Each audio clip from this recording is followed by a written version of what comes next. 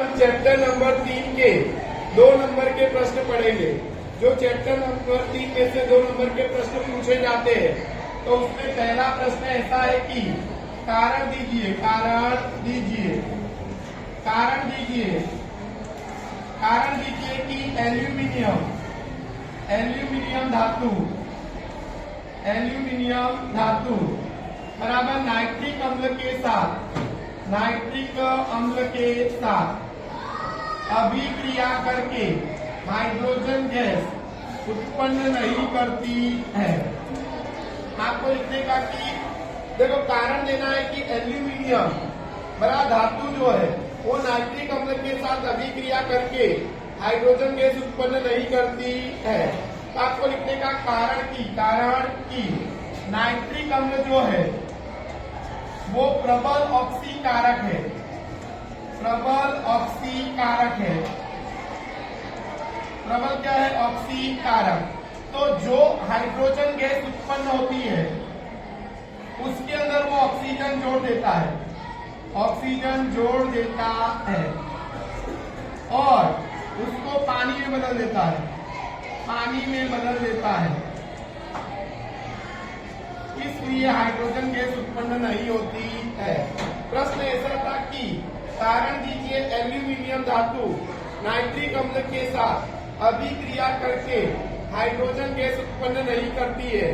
तो लिखने का कारण कि नाइट्रिक अम्ल प्रबल ऑक्सीकारक है, यानी प्रबल ऑक्सीडेशन करता है, इसलिए जो हाइड्रोजन गैस उत्पन्न होती है उसके अंदर वो ऑक्सीजन जोड़ देता है और जोड़कर उसको पानी में बदल देता है, इसलिए हाइड्रोजन गैस उत्पन्न नहीं होती है।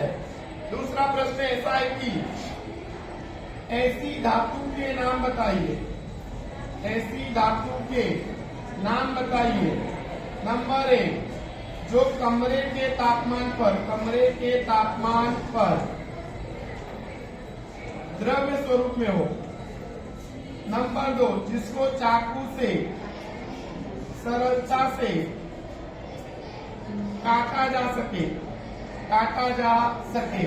नंबर 3, जो ऊष्मा की अच्छी चालक हो।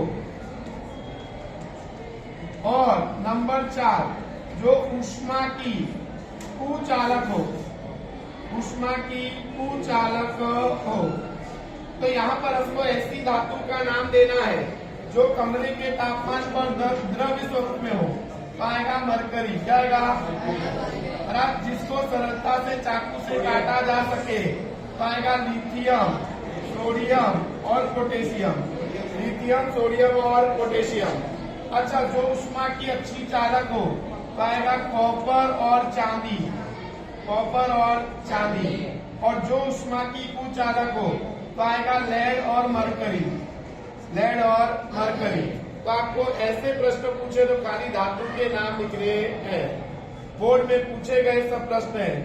कमरे के तापमान पर द्रव्य स्वरूप में हो तो मरकरी, चाकू से सरलता से काटा जा सके तो लिथियम, सोडियम, पोटेशियम, ऊष्मा की अच्छी चालक हो तो कॉपर और चांदी, बराबर ऊष्मा की कुचालक हो तो लेड और मरकरी।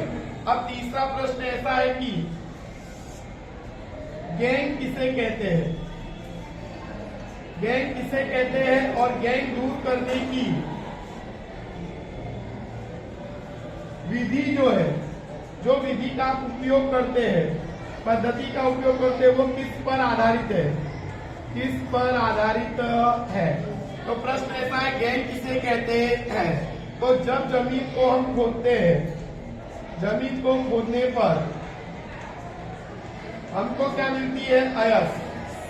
जमीन को खोदने पर हमको अयस्क मिलती है और इस अयस्क में मिट्टी और रेती की अशुद्धियां होती है। मिट्टी और रेती की क्या होती है? अशुद्धियां। तो उनको हम बोलते हैं गैंग, उनको कहते हैं गैंग।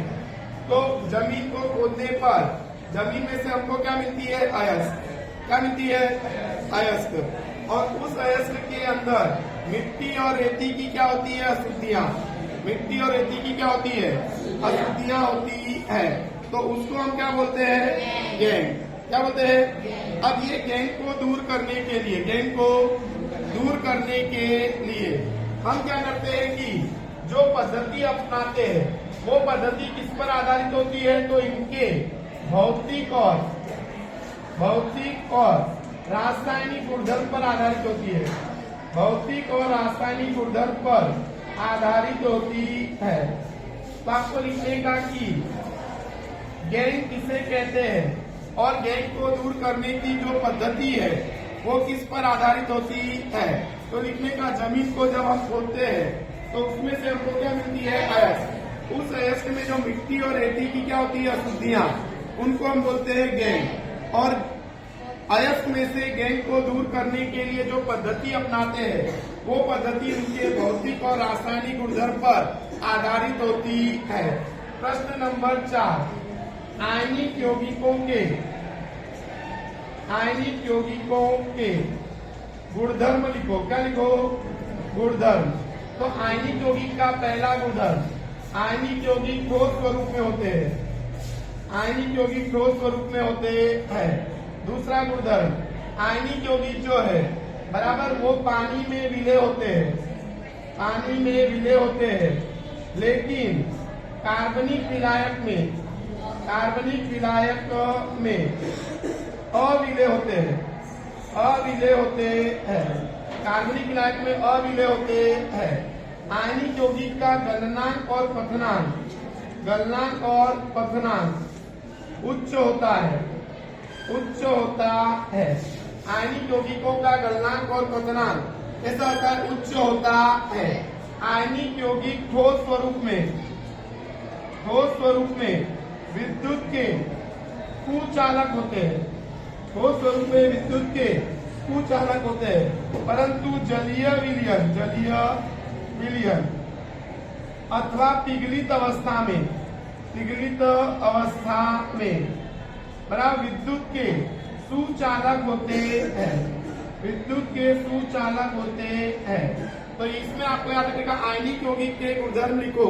ऐसा प्रश्न पूछे तो आयनिक यौगिक ठोस स्वरूप में होते हैं, पानी में विलय होते हैं और कार्बनिक विलायकों में अविलय होते हैं। अच्छा, आयनिक यौगिक का गलनांक और पथनांक उच्च होता है।